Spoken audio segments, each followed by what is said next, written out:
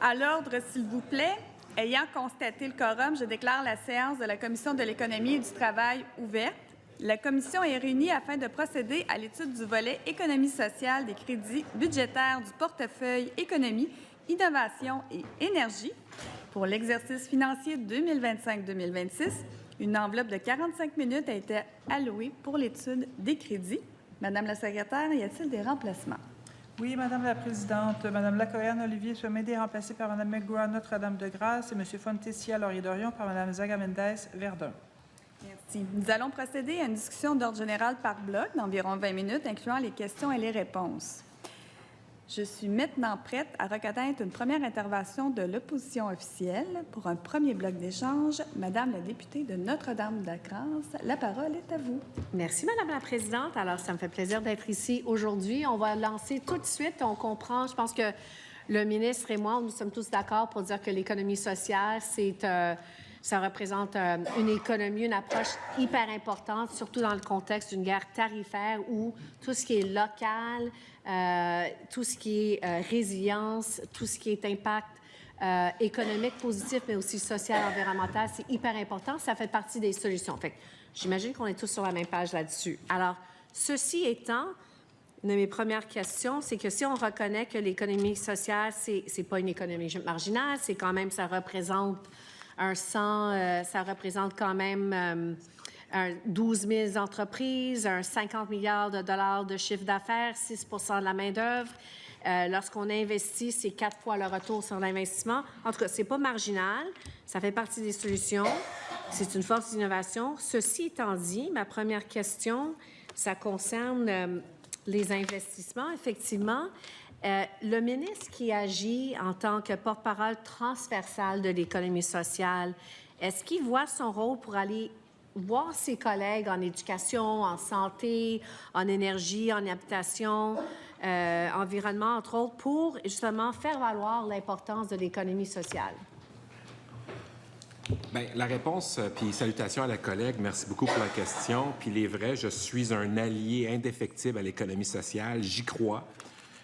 Et j'y mets mes tripes. D'ailleurs, je suis ravi de l'écoute que j'ai obtenue du ministre des Finances dans le cadre de l'économie sociale. C'était pas facile, mais je suis vraiment fier qu'on ait réussi à aller chercher ces sommes-là.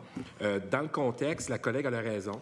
Le plus gros problème de l'économie sociale, c'est pas que moi, je trouve ça important ou que le ministère considère que c'est important.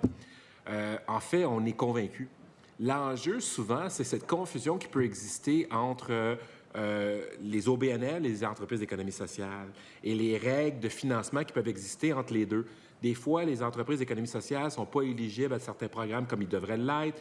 Les autres ministères ne reconnaissent pas ou ne comprennent mal l'impact que ces gens-là ont dans l'écosystème. Donc, on a, dans le prochain PAGES, discuté et mis de l'avant quelque chose qu'on va proposer plus tard, là, parce qu'il n'est pas public encore, là, mais on parle justement de comment on peut faire pour construire ces ponts-là avec les autres ministères. Et justement, on va revenir au PAGES, mais juste pour continuer sur cette ligne de questions, comment le ministre entrevoit le rôle du gouvernement qui veut réellement confier à l'économie sociale pour répondre à la crise tarifaire? C'est quoi le rôle que le gouvernement voit dans ce contexte-là pour l'économie sociale? Mais l'économie sociale joue un très gros rôle dans l'économie tout court.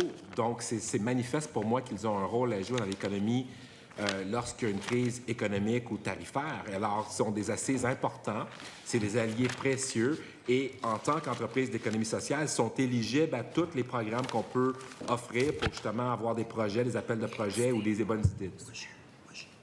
OK, super, merci. Aussi, vous avez parlé un peu de faire la distinction avec les OBNL et les coopératives.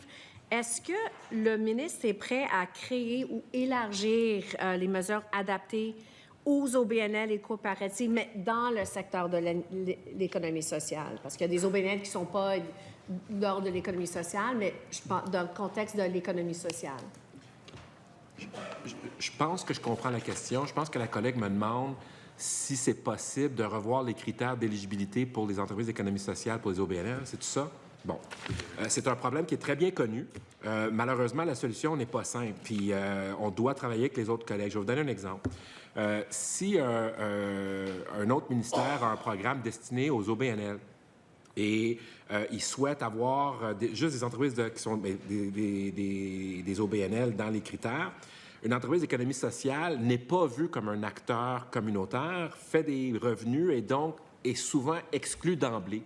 Or, l'impact qu'ils peuvent avoir dans l'économie et dans le secteur des OBNL ou dans le secteur caricature, bien, pas caricature, c'est quoi, qu'est-ce que je dis? Caritatif, pardon.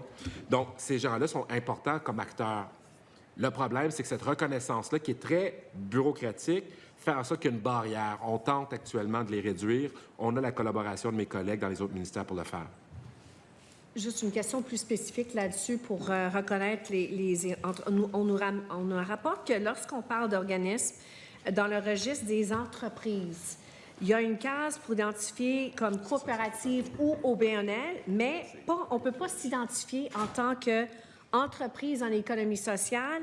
Et si je comprends bien, le résultat, c'est que l'Institut de la statistique du Québec doit vraiment appeler les entreprises, les parler ou les associations qui leur présentent comme le chantier de l'économie sociale pour obtenir des listes de membres. Il me semble que c'est en 2025, c'est particulièrement efficace, c'est une approche inefficace, cléricale.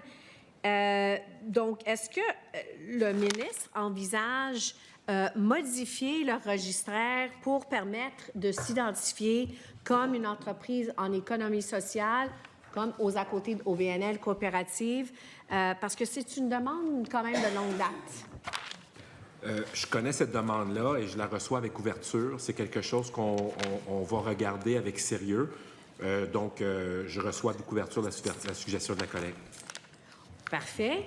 Alors, on s'attend à avoir des bonnes nouvelles là-dessus. Ça va enlever beaucoup de paperasse et ça va permettre aussi au Québec d'avoir un portrait plus à jour de c'est quoi l'économie sociale, justement pour mettre en valeur cette approche, pas juste un secteur, mais cette approche hyper importante qui est vraiment innovante et ça fait partie de la solution. Dans le même veine de portrait de l'économie sociale, il y a un portrait statistique de l'économie sociale et dans le PAGES, on avait prévu un 1 million de dollars pour réaliser le portrait statistique de l'économie sociale. Ça, c'est en 2022. Là, on est rendu en 2025, 6 ans plus tard. Si je comprends bien, il n'y a toujours pas de portrait qui est mis à jour de l'économie sociale. Pourtant, il y a des fonds qui ont été dépensés. On nous dit qu'il y a des fonds de 90 % qui ont été dépensés, mais on ne voit pas encore le portrait qui est à jour. Pourquoi ce délai? Est-ce qu'on prévoit qu'il va y avoir un portrait à jour statistique de l'économie sociale et quand est-ce que ça va se réaliser? On va avoir le portrait cet été. Cet été. Parfait. Donc, ça, c'est impeccable. Aussi, au niveau donc là, on a parlé du registre. On aimerait aussi parler de l'offensive de transition numérique. Si je comprends bien, c'est un volet, le volet économie sociale est considéré comme le volet le plus performant de l'OTN, de l'offensive de transition numérique. Mais pourtant, selon un communiqué de 2023, on avait à cette date une enveloppe de 10 millions de dollars, mais il n'y a pas de mise à jour dans le cadre du budget récemment de 2025-26. Le gouvernement a annoncé 14 millions sur 3 ans pour poursuivre l'OTN et de soutenir les entreprises dans leurs efforts visant à accroître leur productivité. Et c'est une approche qui est très performante pour l'économie sociale, pour l'OTN. Par contre, il y a une inquiétude qu'il n'y a rien ne sera attribué aux entreprises collectives. Donc, le 14 millions sur 3 ans, c'est pour l'ensemble des entreprises. Est-ce qu'il va y avoir des sommes allouées aux entreprises collectives qui sont reconnues comme étant très performantes dans le OTN? On vient juste de renouveler l'OTN. C'est un programme qui a fait ses preuves, qui fonctionne très bien. Je parlais avec votre collègue tantôt là-dessus. On voit une amélioration de la rentabilité pour les entreprises qui font la transformation numérique. Donc, c'est très important comme levier économique. On a actuellement un projet avec le CQCM qui travaille avec nous sur justement ces mêmes enjeux-là. On va voir avec le budget qui va sortir pour les prochaines étapes, voir si on va avoir des programmes spécifiques pour le secteur de l'économie sociale. Je ne l'exclus pas, mais on n'est pas encore rendu à un point décisionnel. On ne l'exclut pas, mais on ne va pas nécessairement l'inclure, si je comprends bien?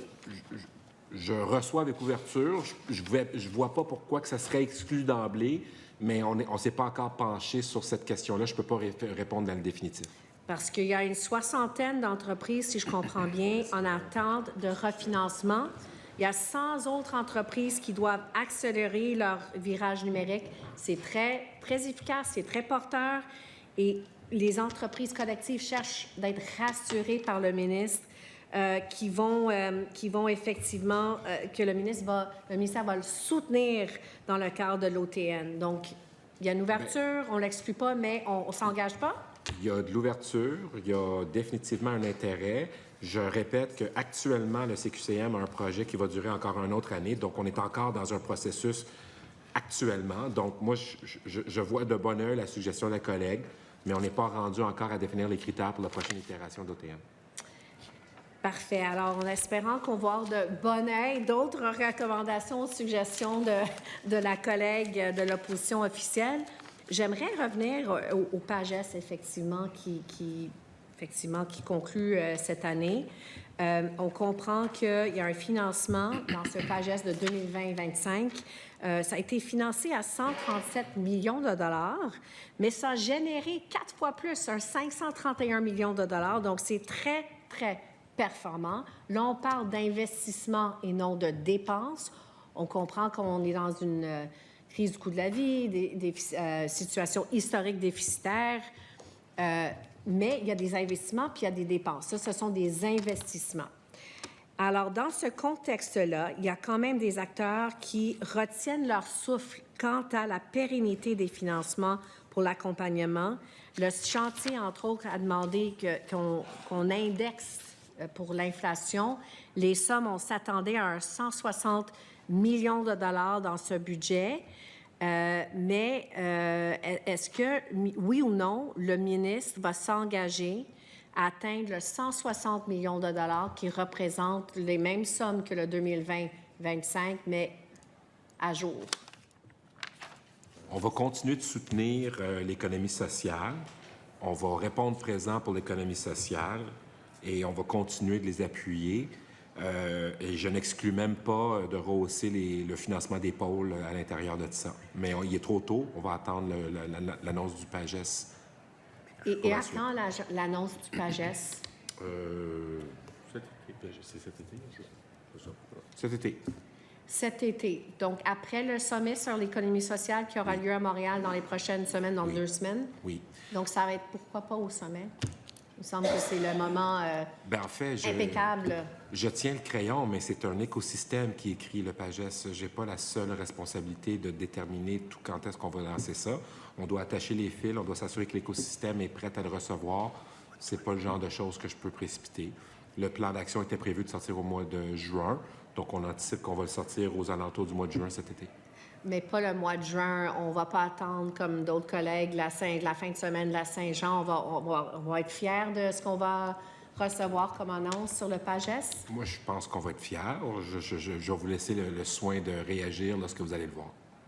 Mais, en tout cas, je souligne le fait que c'est dommage. Le sommet qui va avoir lieu à Montréal, c'est toute une fierté pour le Québec. Et ça aurait été l'occasion en or pour annoncer le nouveau PAGES. Déjà que l'écosystème, comme on dit, ils attendent quand même un petit bout de temps pour... je veux juste clarifier quelque chose pour la collègue. Le sommet, c'est une initiative du chantier. C'est pas quelque chose qui est contrôlé par le gouvernement.